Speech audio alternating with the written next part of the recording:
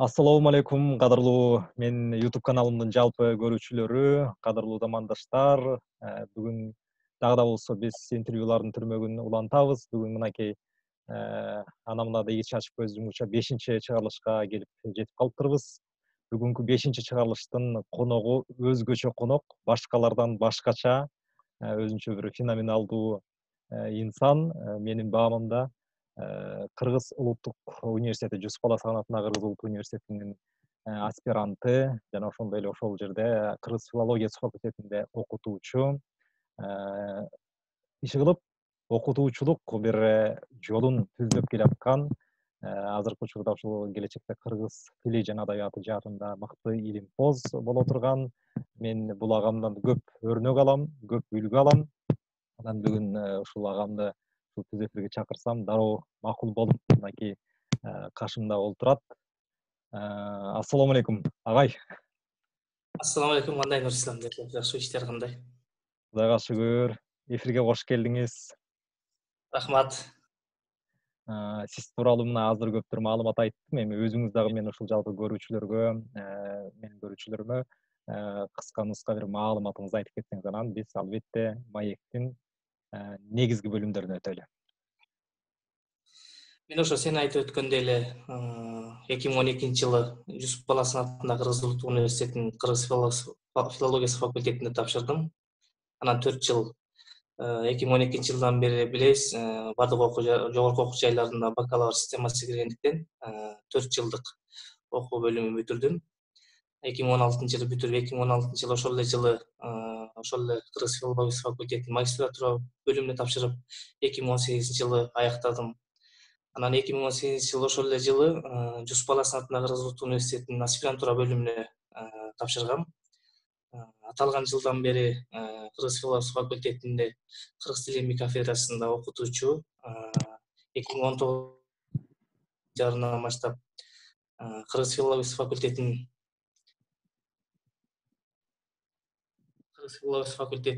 декан тарбия иштери боюнча орун басары кызматын аркалап келатам. Бүгүнкү күндө ошол болгон билимибизди, өзүбүздүн тажрыйбабызды жаш студенттерге берип аткан учурубуз.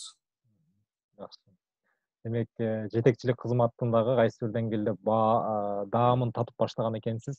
Албетте бул иштериңизде ар бир жараткан ошол ийгиликтериңизде дагы да болсо ошол ийгиликтериңиз арта берсин, дагы да болсо өзүңүздүн ой тилектериңиз ишке аша берсин деген бизге тилегим бар. Эми жакшы өзүңүздүн жолуңуздун башталышын айтып бердиңиз. Мен мындай жеке сизди баам салып жүргөндө, байкап жүргөндө көбүнчө ушул бир иште аягына чыкмайын, жаныңыз тынбай, ушундай бир өжөрлүк болгондо баягы терс жагдайда эмес, оң жагдайда да бул өжөрлүк, бир нерсеге жетүү, ушундай бир сиздин ичиңиздеги дилгирлигиңиз абдан бекем да, күчтүү. Бул сапаттар сизге кимден келди?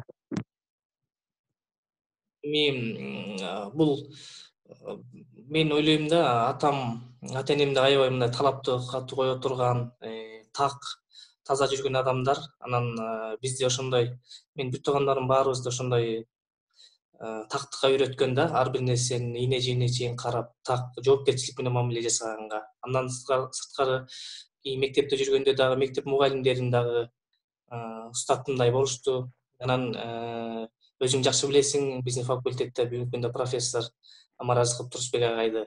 Ошол агай менен ал декан болуп турганда мен жаштар комитетинде төрагасы болуп иштегем. Ал агай көп нерсени үйрөттү. Так болгонду, ар бир нерсеге жоопкерчилик менен мамилени кылганды, үтүр точкага чейин катаны кетип атканды кандай кылыш керек, ошол агайлардан өрнөк алып бүгүнкү күндө ушундай даражага жеттик деп ойлойм. Албетте. Негизи эле биздин факультеттин ошол мугалимдердин сөзүн угуп, ал ошол туз насиби татыган ошондой бир кишилер албетте коомдо сөзсүз мындай жөн калбайт деп ойлойм да. Ошол баягы эле легендага айланган ошол Турсбек агайдын сабагында олтурган киши, Назгүл эжейдин, тиги Табалдиев Айгүл эжейдин иши кылып катарын санай берсек абдан көп мыкты устаттар менимче. Бүгүнкү биздин ушундай даражага жетишибизге дагы ошол инсандардын салымы чоң. Жакшы жол болду. Эми мына азыркы учурда чейрек кылымдан ашык жашап койдуңуз. жеке кээде мындай өзүңүз жалгыз отурганда ойлонуп каласызбы? Ушул жолду тандап алып, туура кылдымбы же туура эмес кылдымбы деп айрым кезинде биз дагы мындай пенде болгондон кийин албетте ойлонобуз да, ошондой ойлор келеби? Сиз ойлонгон учурларыңыз болобу? Туура, эми башында окууга жаңы тапшырганда мен өзүм негизи журналистика багыты деп келгем. Анан мындай ойлоп көрсөк, көп журналисттердин көпчүлүгү баары эле биздин факультетти бүткөн экен да. Анан ойлодум, анткени эртеңки күнү журналист болбой калсам дагы жок дегенде мектепте мугалим болуп жаш окуучуларга тарбия берсем, ошолордун жакшы сөздөрүн угуп, аларга материалдык жактан жардам бере албасам да, моралдык жактан, билимдик жактан жардам берсем дагы, аларга багыт берсем дагы мындай мен үчүн жетишкендик болот деп бүгүнкү күндө туура эле тандагам. Анан Кудайдын буйругу экен, бүгүнкү күндө ошо улуттук университетке өзлөрү чакырышып, сунуш беришип, анан бүгүнкү күндө кызматта калып келатабыз. Жакшы. Демек, окутуучулуктун, мугалимдиктин даамын татып, баягы окуянын чордонунда, очогунда мүмкүн ушунча азыркы учурда студенттер менен аралашып, мурунку өзүңүз окуп жаткан факультетте дагы да болсо өзүңүздүн жолуңузду улантып жатасыз. Кандай экен ушул жол? Тандап алганыңызга дагы да мындай маашырланып ичиңизден өзүңүзгө өзүңүз мактоо айтып сүйүнүп калган учурларыңыз болобу? Кандай учурларда, кандай көзөмөлдөрдө?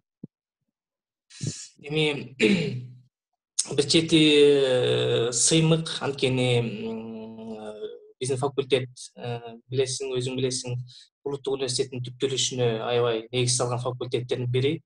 Анан тил адабиятты биз баягы тил менен адабияттын өзүнө карабастан ал жерде улуттук бир аң сезимди ойгото турган, улутка күйө турган, улуттук бир баалуулуктарды сездире турган, менталитеттин бир өзгөчөлүктөрүн туя турган бир кыргызга тиешелүү бардык жакшы нерселерди дагы кошо үйрөтө турчу, эртеңки жашоодо колдоно турчу, башкаларга бир сабак боло турган бир нерселердин баарын ала турчу факультет да, куттуу уя десем болот. Ошондуктан мен бүгүнкү күндө сыймыктануу менен айтам, жаш студенттерге дагы факультеттен баягы тил жагынан сабак берип эле тим болбостон, андан сырткары ошо кыргыздын өзгөчөлүгү тууралуу дагы кеп кылып, алардын бир жан дүйнөсүнө патриоттук сезимди ойготконго да аракет кылып жүрөбүз бүгүнкү күндө. Бүгүнкү күндө сыймыктанып айтам мен факультетти тандаганыма. Сөзүңүздө калет чок. Эми ушул эле теманы улай биз сиздин күрдөөлдүү, буркан чарган түшкөн студенттик дооруңузга кайталычы бир. Студенттик дооруңуз жалаң жана биз деген ушундай бир доор болду да, ошол доордо 4 жыл окудуңуз, андан кийин дагы сиз уланттыңыз, демек сиздин ырыскы насибиңиз андан дагы уланып кетти да, баягы этаптык бир дооруңуз мына бүгүнкү күндө да уланып жатат. Бирок ошол 4 жыл аралыгы менимче сиздин жашооңузда эң сонун бир учур болуп катталып калды да өмүр таржымалыңызда. Ошол 4 жылды бир эстеп берсеңиз, кандай болду? Деги эле эмнелерге жетише алдыңыз ошол учурда? Эмнелерди издене албадым, эмнелерге жете албадым деп азыркы учурда өкүнүп каласыз же болбосо? 4 жыл бул 4 күндө эле сезилип кетти. Азыр окууну бүткөндөн кийин студенттер жүргөндө өзүң жакшы билесиң, эми балдар аз элек. Ал убакта староста болдум. Мен негизи факультетте 6 жыл староста болдум. Анан жаштар комитетине төрага болуп шайландым. Көп эле күндөр жакшы өттү. Мисалы бир эле кызыктуу айтып берейин. Бир жолу такыр акчам жок калып, үйгө кете турган 10 сом жок калып, анан үйгө жөө кеткем да. Анан ошо эртең менен окучу элем. Түштө саат 1-лерде чыгып, анан кечки саат 5-терде жеттим эле үйгө. Анан алыс жашачу элем. Эми факультетте биз аябай чоң бир кандай айтсам, күчтүү педагогдордон билим алдык, өзүңдөр көрүп калдың. Ошол эле кыргыз эл жазуучуларынан, докторлор, профессорлордон илимдин баягы казынасын казып, академик мүчө корреспонденттерден билим алып, алардын жолун жолдоп шакирт болгонго аябай ынтызар элек ошол учурда. Агайларды көрүп, ушулар агайлардай болсо экен, ошолордун билимин алып калсак экен деп аябай аркасына чуркап китептерди көтөрүп алып окуп жүрдүк. Анан ошонун баягы акыбети кайтып, бүгүнкү күндө алар менен коллектив болуп, бүгүнкү күндө бир кафедрада, бир факультетте иштеп атабыз.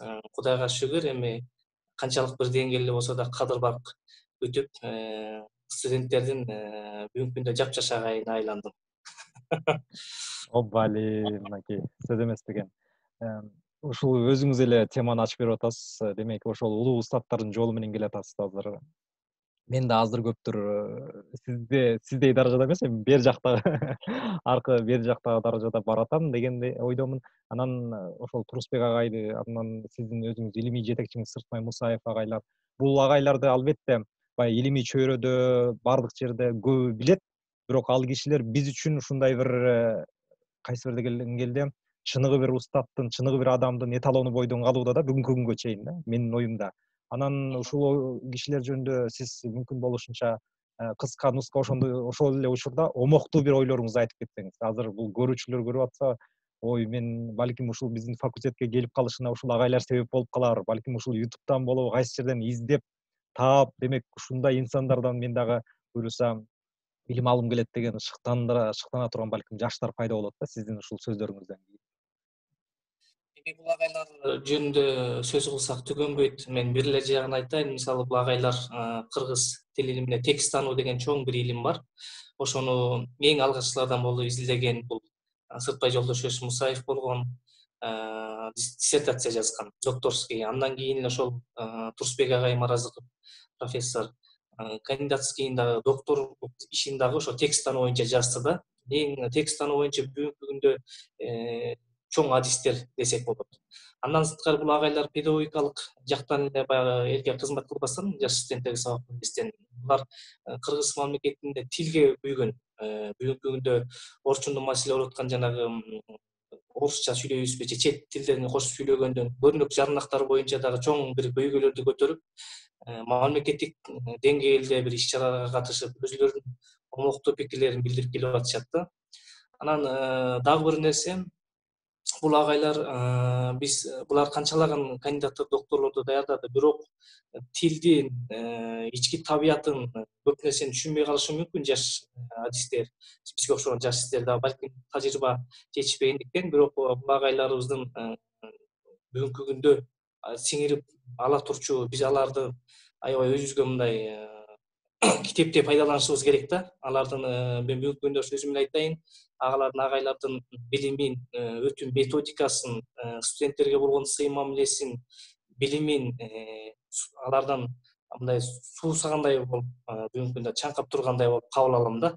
Ошондуктан алардын бүгүнкү күндө илимий орду өтө чоң. Ал кыргызга аттан кашкасындай таанымал тилчилер, кыргыз элинин айрыкча тилчилердин тил илиминдеги чөйрөдө баягы изденип жүргөн, иштеп жүргөн адамдарга чоң бир багыт берип, алардын ой мүдөөсүн канааттандырып келүүдө.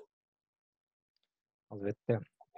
Азыркы ушул маңыздуу кептериңизден кийин мен дагы бир окуя эсиме келип атат. Ушул Турусбек агай ар бир лекциясы өзү эле айтчу эле, ой, тынч отур, кесирлик кылба, мен айткан сөзүмдү угуп ал, кийин сага керек болот депчи. Анан мен баягы бизге өтө бир жылдай сабак берди, бирок кийинки жылда мындай тийип качып өтө жакшы сабак бере алган жок. Бирок ошентсе дагы мен бул агайдын ар бир сөзүн, баягы лекцияларын жазганга аракет кылчумун. Анан кийин мугалим болуп барганда дагы синтаксис багытында 9 класста сабак берип калдым. Бир да кыйналган жокмун да. Ушундай бир мээге куйган, анан эч кандай китептин дагы мага кажети жок болду. Анан эсимде азырга чейин ушул 4 китеп чыгарган агай. Андан кийин бүт Кыргызстан боюнча тарап кетти, жок азыр колумда дечи. Анан мен бир жерге атайын көчүрмөгө алып барып алып, атайын көчүрүп 4 китебин. Азырга чейин мен аздек бир китептеримдин ичинде, китепканамдын ичинде аздек китептерим ошол китептерде кайра барактап, кайра мындай издегенимди ошол жерден таап келем да. Колдо болсо агайдын ушул бир илим жаатында көшөрлөнүп ушундай бир күжүрмөн эмгекинин натыйжасында пайда болгон жакшы эмгектер болуш керек деген сөздөрү менен, ойлору менен бул багытыбызды бир аз жыйынтыктап алалы. Эми кийинки сиздин темаңызга өтөлү. Мен буга чейинки маектештеримден дагы сурап атам. Балдан таттуу ушундай бир жашоосунда кийин бир адам катары калыптана турган мезгилге бир потенциал болуп бере турган адамдын бала чагы, сиздин бала чагыңыз кандай өттү? Менимче ошо көл жергесинде өткөн сиздин бала чагыңыз. Кандай болду? Башкалардын бала чагынан кандай айырмаланды? Ошол тууралуу кеп козгосоңуз. Туура, менин бала чагым ошо Скөлдө өттү. Мен ошо биздин убакта окуп жүргөндө жанагындай нөлөбөй деген класс жок эле. Шак эле 1-класска барчубуз. Анан мектепке барганда алифб окуйбуз да, үйгө келгенден кийин мама деп калдым, эми апа дешибиз керек эле, мама деп көнүп калдым. Мамам ушундай бир көк тал болот эле да, ийилет, бирок сынбайт. Анан ошону алып келип коюп койчу. Анан алифбени окуйм, мектептен окуйм, келгенден кийин тамакты ишемесин, баягы алифбени оку дейт. Кыйналасың, чыбык менен сабайт. Анан ыйлап баягы 1 саат, 2 саат ушинтип сабакты окутуп, анан эшикке чыгарчу да, тамак ичип алып жумуштарымды кылчу. Эшикке чыкканда дос балдарымды, классташтарымды карасам, баары жыргап ойноп жүрүшчү. Анан көзүмдү кызартып алып мен эшикке чыкчумун. Анан кийин рахмат айтып атпаймынбы, тиги сиз сабаган үчүн ушундай даражага жетти. Мындан да катуураак сабасаңыз жакшыраак адам болмок экен десем, азыр күлүп калат. Балалыгым көл жергесинде өттү. Биз ошо мектепте окуп жүргөндө эле активист болчумун мектепте. Анткени класском болдум. Андан кийин ошо мектепте президент болдум.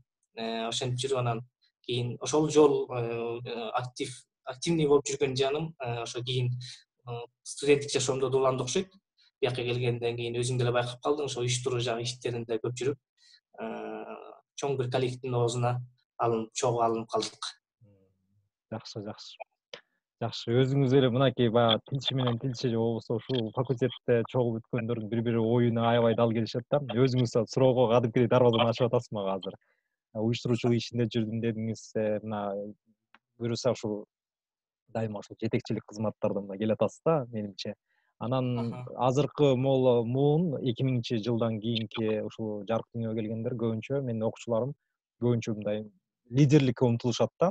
Бирөөнү башкарсам, канча бир топту башкарып алдыга сүрсөм, анан бул абдан жакшы негизи ой, аң сезимдин баягы ой жүгүртүүнүн ушундай бир тереңдиги дегендей. Бирок ошол нерсеге кандай сапаттар керек? Мисалы үчүн азыр өзүн өнүктүрүү, мисалы үчүн лидер болууга үйрөтөм, окуй лидер болуп кетесиң деп туруп, баягы ушундай бир алка жактан алып жана курстар ачылып атат. Бирок ошентсе дагы мына сиз өзүңүз башыңыздан өткөргөнсүз ошонун баарын. Албетте сизден жакшы бир кеңештер болот болуш керек бул жаатта. Туура лидер болом дегендер ой тилектери жакшы, бардык адам эле жакшы жашоого умтулат. Бирок ошол нерсени колдонуп, андан ары өнүктүрүп жашаш кыйын да. Көп адамдын колунан келе бербейт. Бирок лидер болуш үчүн кандай сапаттарга ээ болуш керек? Мисалы, адам менен эң биринчи мамиле түзгөндү билиш керек да. Ал адам менен жаш менен жаштай сүйлөшүш керек, улуу менен улуумундай сүйлөшүш керек, дос менен достой сүйлөшүш керек. Эң биринчи бул мамиледен башталат да. Анан мамилени түзө билсе, сүйлөгөн сөз ордунда болсо, берейин деген ой жеткиликтүү, түшүнүктүү болуп турса, бул менимче жана лидерликке жетүүнүн бир тепкичи катары караса болот. Бул биринчи жагы. Экинчи жагынан адамда чоң бир жоопкерчилик бар. Анткени сен ошо лидер болом деп алдыга жүткүнүп атасың, бирок сен ошол жерде канча адамдын арткаңа, канча адамдын тагдырын кошо алып астыга жүткөнүп атасың. Ошондуктан бул жоопкерчилик мамиле керек аябай. Анткени эртеңки күнү чоң бир ишти баштап алсаң, ал ар бир адамдан барып топтон сурабайт, анын жетекчиси же болбосо лидеринен сурайт да, бул эмне болгон иш, же болбосо бул эмнеге мындай максатка жетпей калды деши мүмкүн. Же болбосо ошол жерде жакшы иш болсо, ошол жетекчисиң келип колуңан кармап, молодец, жакшы уюштуруптусуң дейби, жакшы идеяларды көрсөттүсүң дейт да. Ошондуктан бул жоопкерчилик дагы чоң бир сапаттарга ээ да. Анан албетте сөзсүз бул билим болуш керек, канчалык бир деңгээлде. Анткени мен ойлойм, биз университетке келгенде биз билдик да, анткени мектепте фундамент күчтүү болуш керек экен да. Мектептен фундамент күчтүү болсо, ал университетке келгенден анын үстүнө стена тургузуп, анан крышасын жаап кетет экен да. Көпчүлүк учурларда мындай жагдай болуп калат, баягы мектептеги мугалимдерди күнөөлөп калган учурлар болот. Мен башыман өткөрүп атам. Мектепте мынчалык сабак берген эмес, анан мектептен мынтип өткөн эмес дегенде шултоо. Бул эми эки жактуу көрүнүш. Мугалим окуучунун көңүлү келип, каалоосу болуп турса, өзүнүн көңүлү келип, каалоосу болсо, менимче окуйт болуш керек. Анан жеке эле бир мугалимге оодарып коюу менимче туура эмес. Бул эми баягы өзү мугалим болуп, мугалимдерге болушуп аткандыгы эмес, бул эки жактуу караш керек да. Ошондуктан көңүл бөлүп аракет кылыш керек. күн сайын жаңы информацияга ээ болуш керек да. Ошондо мен ойлойм, лидерликке бир жетүүнүн бир жолдорун көрөт болуш керек деп. Жакшы. Лидерликке салым кошкон мугалимдин салымын дагы аябай сонун белгилеп кеттиңиз. Мугалим муңдуу болсо окуучусу уңдуу болот деген Шенбек Асаналиевдин жакшы сөзү бар. Чын эле мугалимдер, устаттар арыкты чаап туруп, ушинтип мына ушундай багытта кетишин керек деген асыл инсандар. Эми сизге тиешелүү жеке суроолорго келели. Кадимки турмушта негизи мамиледе ушундай бир кесиптик жакта дайыма мамилени түз кармаганга аракет кыласыз да. Бардык тараптан кайсы бирден келе идеалдуу кармаганга аракет кыласыз, бирок жеке турмушта мындай өзүңүздүн реалдуу турмушуңузда кандайсыз, кандай доссуз, кандай адамсыз? Өзүңүздүн жеке мындай анализиңиз менен айтсаңыз. Эми мен бул мага студенттерде берип калышат мындай суроону, бирок мен ошо ишке келгенде иштегидей мамиле кылам да. Анан факультетке барганда албетте ал жердин өзүнүн этикасы болот. Ал жерде мугалимдик статус болгондон кийин ар бир нерсени сакташ керек.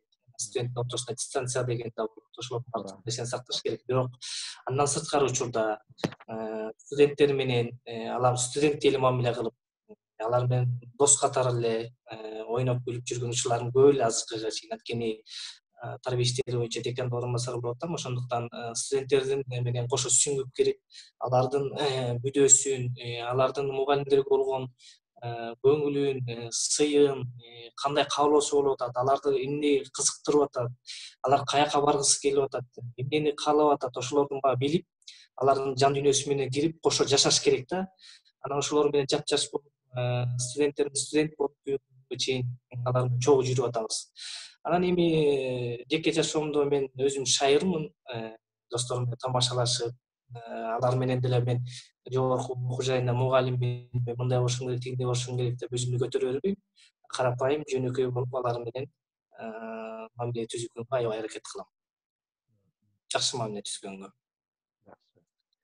Досторуңуз бирок аз болуш керек сиздин, Же көппү аябай? Эми досторум деле саналуу, анткени кээ бир адамдар болот экен, ушундай адамдарды да көрдүм, анткени баягы анын чөйрөсү башка нукта тарбияланып калганбы, түшүнүшө албай калган учурлар да болот да. Анан айла жок эми кыйнабайсың да.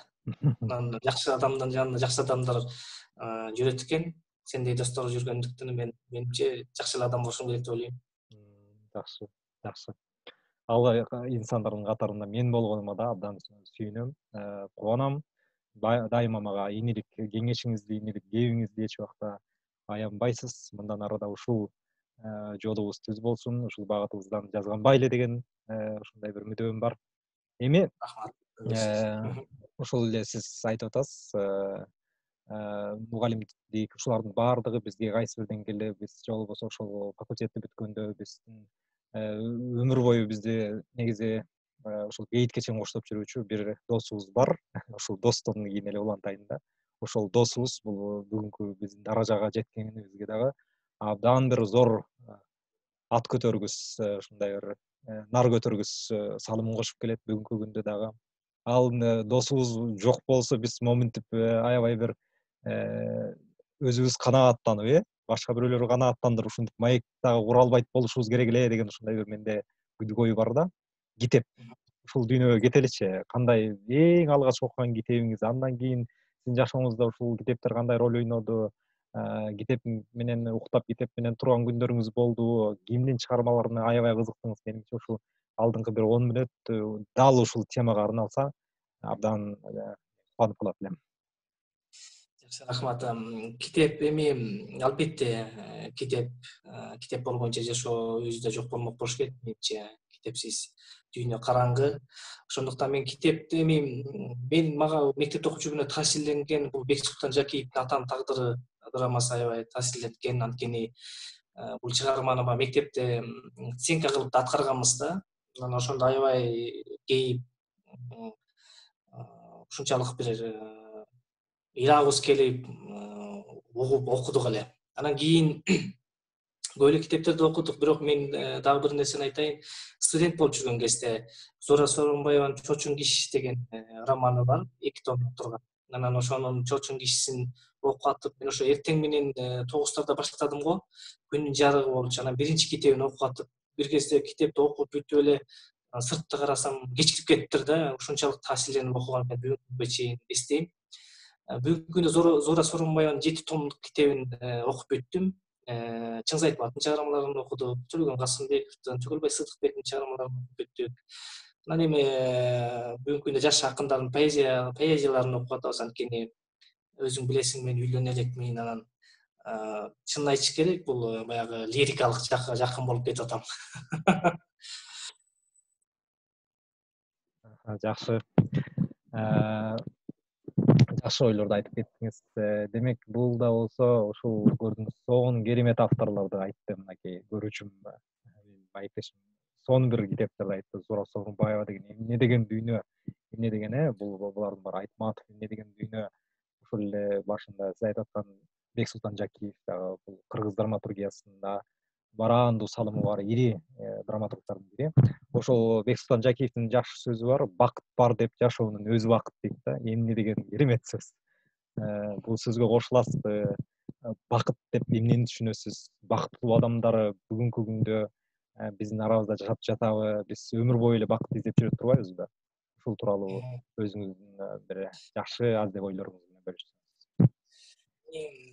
Туура, бакыт деген ар бир адам ар кандай түшүнүк бериши мүмкүн бакыт дегенге. Бирок менимче мындай түшүндүрөт элем да мен. Бакыт бул өзү бул жарыкчылык жашоодо дени кардың соо өмүр сүрүп атканың эле бакыт болуш керек. Анткени канчалаган адамдарды көрүп атабыз, бул жашоону көрбөй, же баса албай, же колу жок, бирөөнө муктаж болуп атышат да. Ошондуктан тириликтин өзү ушул жашоодо жашап атканың, өзүң тамак жеп, өзүң сүйлөп, өзүң басып атканың, өзүң көрүп атканың эле бакыт болуш керек. Мен ушундай түшүндүрөт элем.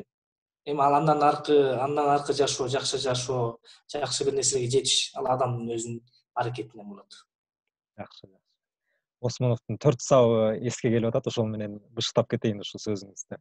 Кеткен кетти, өткөн өттү бир деймин, кечтин кайра агымынын миңдейин. Кемибеген кенч экен го тирүүлүк, кенч дебесем анан не дейин дейт да.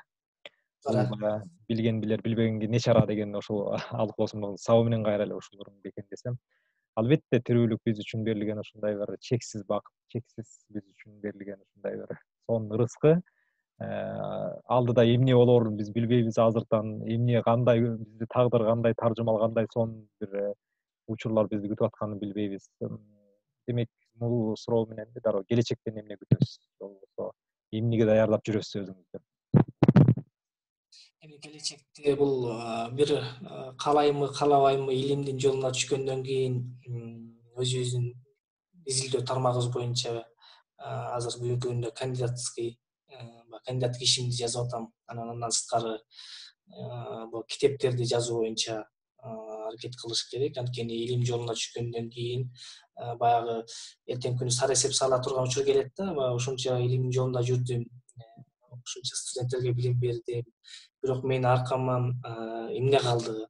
Жакшы сөз калдыбы? Кандай эмгек калды? Мени көргөндө, мисалы, китепти көргөндө мени эстейби? Жок дегенде баягы ушул адам аркасынан мындай бир эки китепти калтырып кетти эле дегендей деңгээлге жетиш керек. Ошол милдетим дагы максатым да ошол болуп турат. Анан мен дагы бир ойлогон максатым бул биздин айылдан, өзүм туулуп өскөн айылымдан баягы белгилүү инсандар чыккан. Ошолордун өмүр жолун топтоп, бардыгын баягы кийинки жаштарга үлгү боло турган, тааныбай калышы мүмкүн. Ошондуктан баарын бир өмүр чыгармачылыгын топтоп, алар кандай эмгектерди жасаган, эмнеге жетишкен, кайсы жерлерде иштеген, ошонун баарын топтоп бир чоң бир китеп кылып чыгарып, айылыма бир белек катары берип койсом деген изги тилегим болуп атат. Анан жаш мектептеги окуучулар окуп билим алыш керек. Анткени айылынан кимдер чыкканын, атактуулар ким экенин менимче билиши керек деп ойлойм. Бүгүнкү күндө ошондой бир иштерди ойлонуп, айрым иштердин аракеттери менен алып барышып атам, бул карантинге карабай. Ошол үйдө. Өзгөчө идея, Кудай таала ушул идеяңызды буйруса ишке ашырган болсун келечекте. Жакшы нерселер айтып кеттиңиз. Мына сиз эми бизди көрүп аткан көрүүчүм эле сиздин кандай инсан экениңизди ушул айтып аткан сөздөрүңүз эле аркылуу эле портретиңизди түзүп алды. Бирок өзүңүз айтып кетсеңиз. биз портрет түзгөндө адамдардын көбүнчө сапаттарына көңүл бурат эмеспизби, же болбосо Айтматов чыгармаларында оң каарман, терс каарман деп бөлгөн жок да. Сиз адамдарга мамиле кылганда ошолордун сапаттарына көңүл бурасызбы? Бурсаңыз кайсы сапаттарды өзгөчө баалап, алардан шыга алганга аракет кыласыз? Жеке эле өзүңүздү кандай сапаттарды өнүктүргөнгө аракет кыласыз? Анан кийин аягында кайсыл сапатыңыздан бүгүнкү күнгө чейин арыла албай келесиз? Ошол суроого токтолуп кетсеңиз, ошол жооп. Жакшы суроо болду. Эми туура адамдык сапат да керек, бирок бир нерсени айтайын, балким менин оюма каршы чыккандар да болушу мүмкүн. Мындай айтышат да, мейли ал билимдүү болсун, мейли академик болсун, мейли президент болсун, бирок адамгерчилиги жок болсо кандай адам болот деп сурай берип атышат да. Бирок мен мындай ойлойм, балким каршы чыгышар. Билим алып аткан адам, жогорку окуу жайына билим алып 18ге чыгып, толук кандуу жетилген адам билим алып аткандан кийин ошол жерден жеке эле аудиторияда китептеги билимди албастан адамдык сапаттарды да кошуп алып, өзүнө сиңирип, аны калыптандырыш керек го деп ойлойм да. Ошол эле адамгерчиликти, ыймандуулукту кошо алыш керек. Анан эми билимдүү болдум, мен коеюн адамгерчиликтүүрөөк болоюн деген менимче туура эмес, элек болбаш керек го деп ойлойм. Эми адамдардагы мамиле жасоо боюнча мен адамдын ар бир сапатына карап маани берип жасабайм. Мен андай адамдарга деле мындай маани берип, бул жаман адам, анан бул тескери сүйлөп коет дегим келбейт. Мен ар бир адамдын сапатына карап отуруп элсем, бүгүнкү мындай немеге даражага жетпесем керек. Анткени бардык адамдарга бирдей мамиле жасаган кылам. Мейли ал мага жаман мамиле кылсын, мага жакшы мамиле кылсын, мен колуман келген жардамды көрсөтө берем. Адамдын колунан келип турганда жардам көрсөтүш керек да. Мен мындай принцип бар менде. Балким мен материалдык жактан жардам бере албай калышым мүмкүн, бирок моралдык жактан, жакшы сөз айтуу жактан адам колунан келет да бул. Жакшы сөз кантип айтып койбосун. Бүгүнкү күндө бири-бирине жакшы сөз айтуу да болбой калды да. Ошондуктан мен бүгүнкү күндө бардык адамдарга колуман келген жардамды көрсөтүүгө даярмын. Көрсөтүп да келем. Анан адамдардагы мамиле бул эң жакшысы мен жөнөкөйлүк деп билем. Адам жөнөкөй болуш керек. Биз бир жакшы сөз бар, даражаң канчалаган бийиктеген сайын ошончолук жөнөкөй бол деген. Анан жөнөкөй болгонго аракет кылам.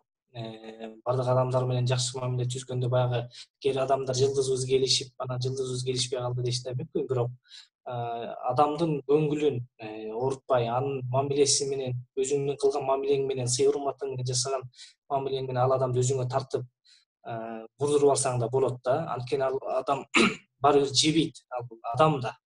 Анан бүгүнкү күндө мен арыла албай турган нерсе кандай сапат десем, жаман сапатым көп эле го, эми анын баарын санап айта албайм го. Мен жакшы сапатым кайсы десе, мен ошо жоопкерчиликтүүрөөкмүн, анан мындай жөнөкөй болгонго аракет кылам деп эле жооп берем да. Андан башка толтурайм жаман сапат. Жаманды айтпай жоёлу, буюрса. Туура айтып атасыз бул жерден. Эми сиз дагы, мен дагы кайсы бир деңгээлде мындай сыр ачсам, бир өзүнчө бир калыпты сактаганга аракет кылабыз да дайыма. Бир мындай чекти билгенге, атайын бир сөз менен айтылган эрежелерди так сактоого, же болбосо баягы окуучулардын, студенттердин астында өзүңдү ошол жетишерлик бир деңгээлде алып жүргөнгө аракет кыласың да. Бирок ошол нерсе турмушта кээде адамды чындап эле чарчатат экен да. Мен муну байкап жүрөм да. Ошол чарчоону кантип басасыз?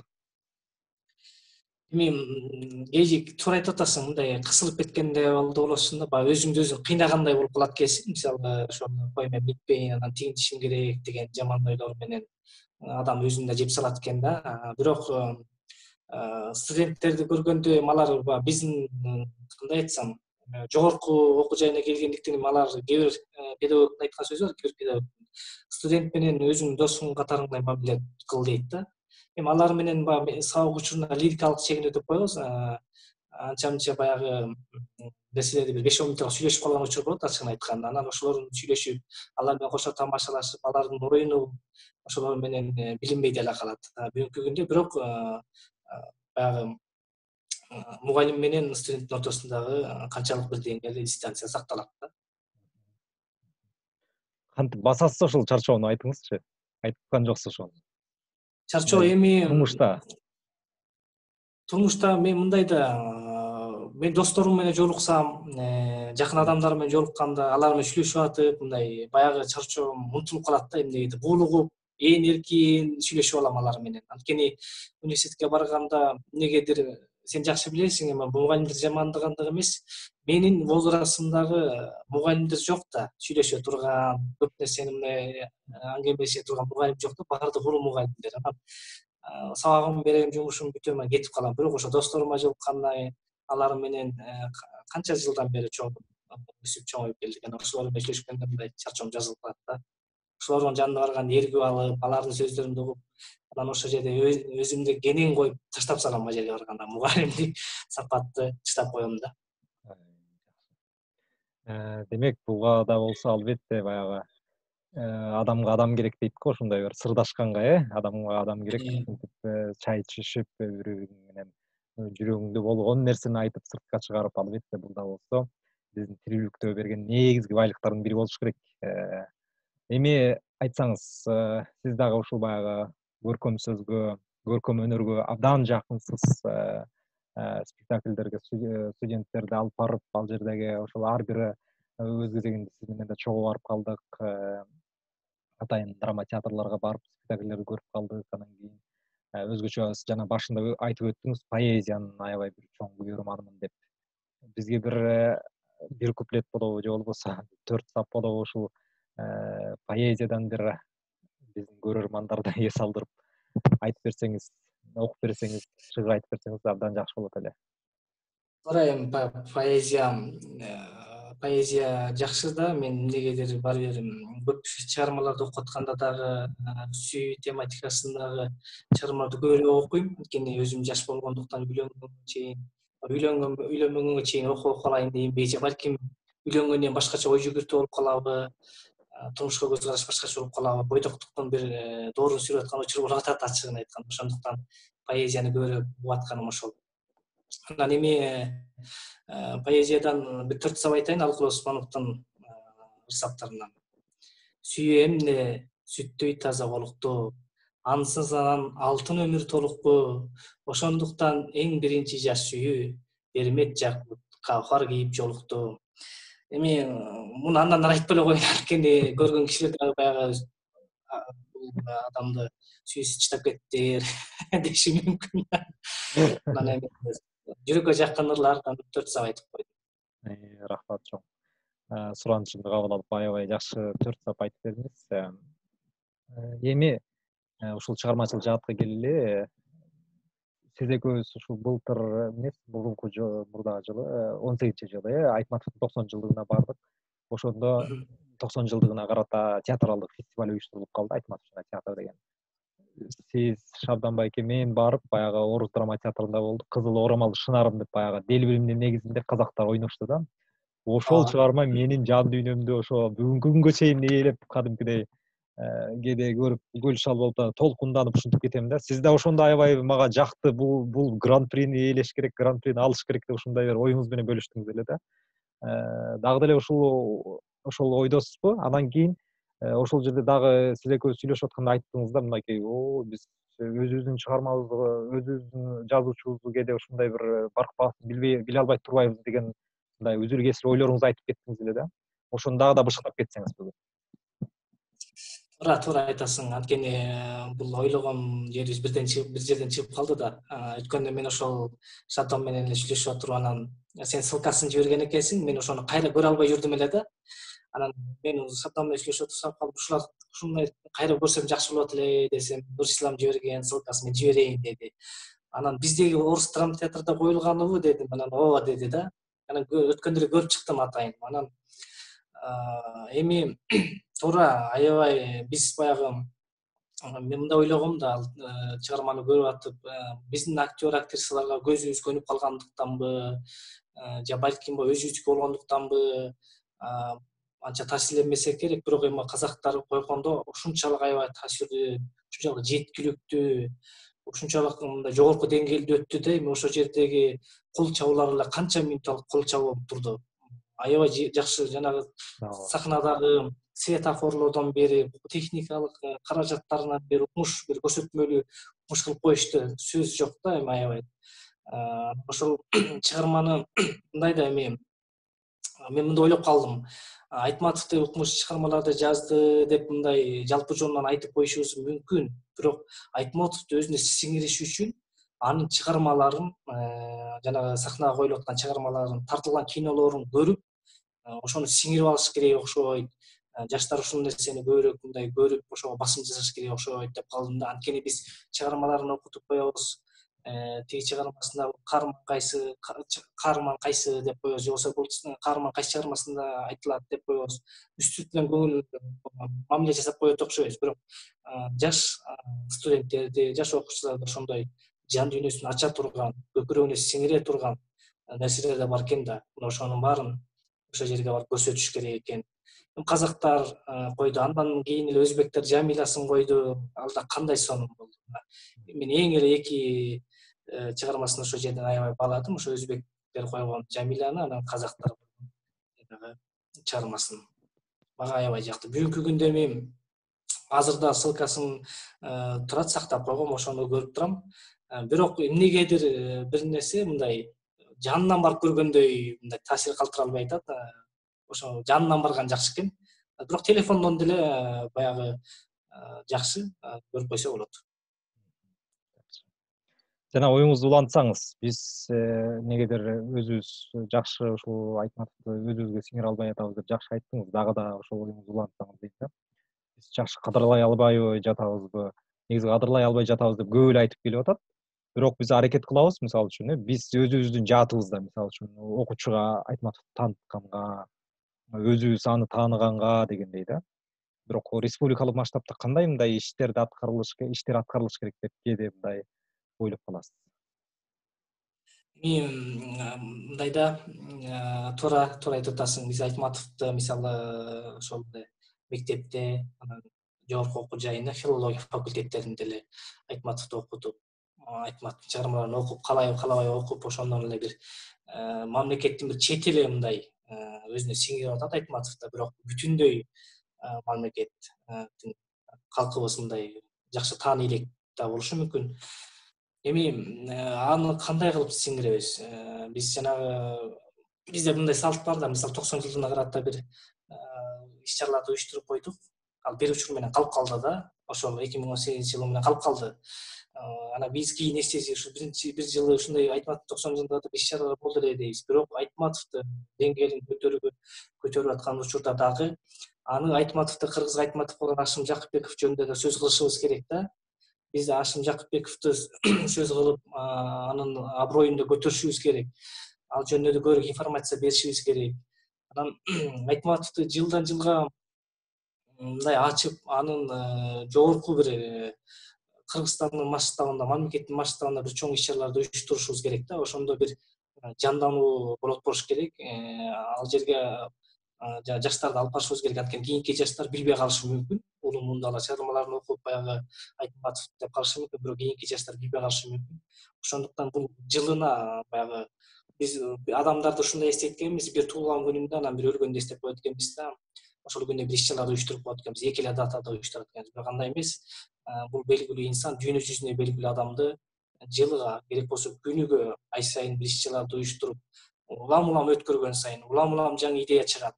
Улам башка бир нерсени ойлоп табылат да. Ошону өткөргөн сайын демек, ошол сыяктуу жаштар дагы демек маани берип баштайт. Бул эмнеден улам күнүгө мындай өтүп атат, же болбосо кечке эле ушул Айтматов жөнүндө деп атат, Айтматовду көрөлүчү эмне болгон Айтматов экен деши да мүмкүн да. Ошондуктан мындай ар бир күн сайын кайталануучу нерсе деп ойлойм да. Жакшы. Мен бул жал тарапта жашайм, анан сүрөтү тартылды го былтыр. Бул интернетте да жүрөт. Ошол жерде сөзү эмне деген эми бул, философия. Эмне деген бүгүнкү биздин турмушубузда ар бир адам баягы жадына жадып алдай сактай тургандай ушундай бир адам кандай гана кыйын кырдаалга туш келбесин, адамдык бийик абийирин, даражасын түшүрбөшү керек деп атат да. Бул баягы мен адамга эң кыйын күн сайын адам болуу деген сөздөн дагы ушундай бир күчөтүп синтездеп туруп берген да бул сөзүн дагы. Албетте туура айтасыз. Эми мындай да, сөзүңө аралашып жатып, Айтматовдун учкун сөздөрү көп да. Бул бир гана сүйүүгө эмес, бир гана жашоого эмес, бир гана адам эмес, бардык тармакка тиешелүү учкун сөздөрү бар да. Анан мен жеке пикиримде Айтматовдун сөздөрүн ошо сүрөтүн тартышты бирок жакшы, бирок ар бир окуу жайга болобу, мектеп болобу, кандай бир тармактарга болбосун ошол жерде өзүлөрүнө тиешелүү бир ушкул сөзүн алып, Айтматовдун сөзүн алып, анан автор Айтматовду көрсөтүп, ошол жерге көрсөтүп койсо, бул дагы бир Айтматовду таанытуу жагынан бир өбөлгө болот беле деген ойдомун да.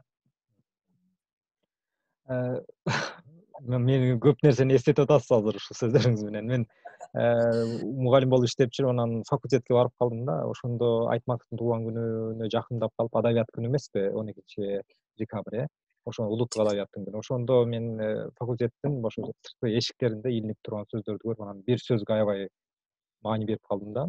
Мындай сөз экен, азыр так эсимде жок, бирок менин ушул мени сүйгөн кишинин менин жанымда менден коркуп басынып турганынан өткөн мен үчүн кордук жок дейт да.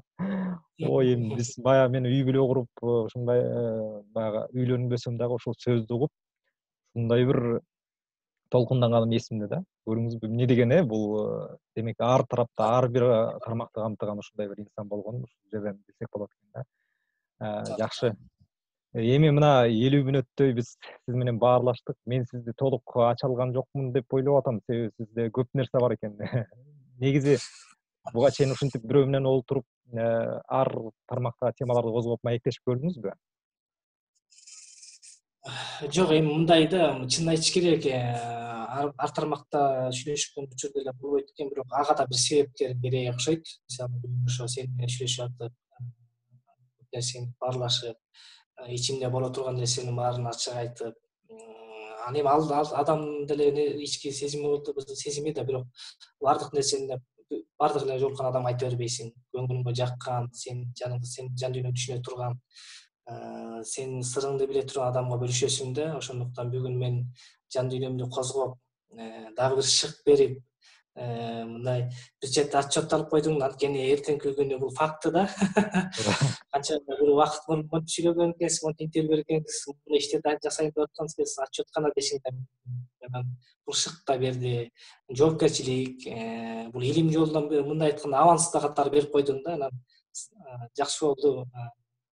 Жакшы бир изги тилектердин баарын ичимен козготуп койдуң. Буюрса мындан ары да аябай жакшы аракет кылат болушубуз керек. Жакшы. Мына ушундай жакшы бир нотада бүгүнкү маегибизди акырындан жыйынтыктай берели. Абдан жакшы ойлорду айттыңыз, жакшы демилгелерди айттыңыз, жакшы бир сөздөрдү айттыңыз. Бул жалпы көрөрмандар үчүн чоң бир сабак боло турган жакшы интервью болду менимче. Ийгилик мындан аркы инсандык жолуңузга, илимий жолуңузга бардык тарапта ийгилик жаратып, жалпы адамзатка үлгү боло турган бир өрнөктүү сапаттарыңызды дагы да болсо өрүктүрө бериңиз, алдыга жылдыра бериңиз. Студенттериңиз сизди көргөндө чын эле бир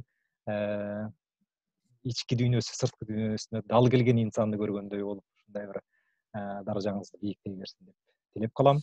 Анан өзүңүз жалпы корутундуласаңыз болот бүгүнкү маекти. Жалпы кандай сабак ала алдыңыз, кандай жактыбы деги эле сезимдериңиз менен бөлүшүп дегендей. Рахмат. Рахмат, айтканың кабыл болсун. Жакшы, бүгүн передача аябай жакшы болду. Чынын айтыш керек, баягы көптөн бери мынтип сүйлөшө эле келгем. Жан дүйнөмдү ачып, жакшы бир маанай тартуулап койдуң. Сага да ишиңе ийгилик, өзүңө бекем ден соолук. Эми сени көрүп атам мен, анткени кандай иштерди жасап атканыңды, окуучулар тараптан кандай сый урматка ээ болуп атканыңды, изденип атканыңды, кандай тарбия берип атканыңды аябай көрүп, аябай сыймыктанып атабыз. Анткени сен билесиң да, баягы жакшы окуган студент анан сабакка келбей жүргөн студент ушу мугалимдин эсине келип калып калат экен да. Анан башыман өтүп атат да, мурун андай нерсеге маани бербесем керек.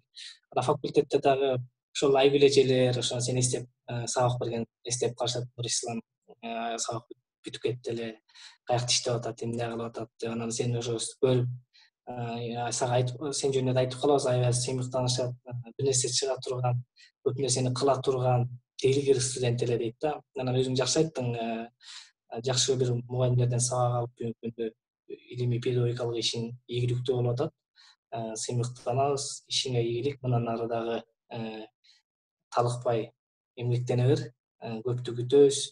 Көп нерсени баягы ала турчу сенден көп нерсени сабак кыла турчу жигитсиң. Анткени биз көп эле ошол эле тиги радиолорго барып интервью берип атасың. Өткөндө бир интервьюңду көрдүм. Маткенге барганда ошо мектепте окутуу боюнча бир көйгөйлөр жөнүндө ал жерде окуу методика боюнча бир сөздөрдү сүйлөшүп интервью кылган экен. Ошол жерден нерсени кабыл алып мындай ала турчу нерсе көп болду. Анан жана методиканы бир нерсени айтып коеюн. Жанагы план конспектиси жок барган бир мугалим ошол эсте калды да. Анткени барып анан баягы азыр бүгүн тема күз деп турган окуучумдан эшикке алып чыгып кетип калганычы. Анан ансандай бул да чоң бир методика. Анан мектепке барганда дагы бир мындай учур болот да, практика учурунда дагы биз барып калган учурда мындай учур болгон экен да, баягы план конспектиси боюнча, планы боюнча барып, бир башка бир теманы өтмөй экен окуучуларга сабак. Анан сен билесиң, датаны кыргызча жазыш керек. Мисалы 9-айдын 20-сы дейбизби, ошондой кыргызча жазыш керек го. Анан жазып ката жазып алыптыр да. Анан окуучулар айтыптыр, агай ката жазып койдуңуз десе, бүгүнкү тема катанын үстүнөн иштөө деген экен да. Ошондой методикаларды сунуштап, бүгүнкү күндө изденип, жаңы бир методдор, интерактивдүү методдор менен сабак өтүп, окуучулар менен кошо журулушуп, окуучулар менен кошо жашап, алардын жан дүйнөсүн түшүнүп, аларга атасындай болуп, энесиндей болгон бир мээримди төгүп атасың. Ошонун баарын көрүп, аябай сыйынтып атам. Рахмат сага, ишиңе ийгиликтүү болсун. YouTube каналыңдан ары көп жакшы чыгармаларды, жакшы бир идеяларды чыгарып, элге кызмат кыла бер. Элдин адамы бол. Ой, мен айтканыңыз келсин. Рахмат сизге.